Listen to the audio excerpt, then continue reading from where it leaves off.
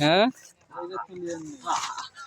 দেখি খাসা এটা আমরা খাসা তৈরি করছি, সকালবেলা ধরছি, প্রায় 1টার সময় খাসাটা তৈরি করছি, এখনো ক্লিয়ার হয় নাই, আরো 1-1.5 ঘন্টার মতো সময় লাগবে, লাগতে পারে লাগবে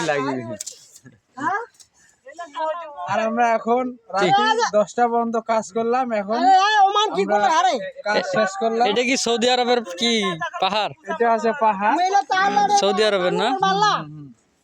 তুই কি প্রবাসী তাহলে? প্রবাসে এত যে কষ্ট ভাই আগে জানতাম না, আগে জানলে আর আসতাম না আমি। এরকম শীত করে আর এরকম মরুভূমি এলাকায়,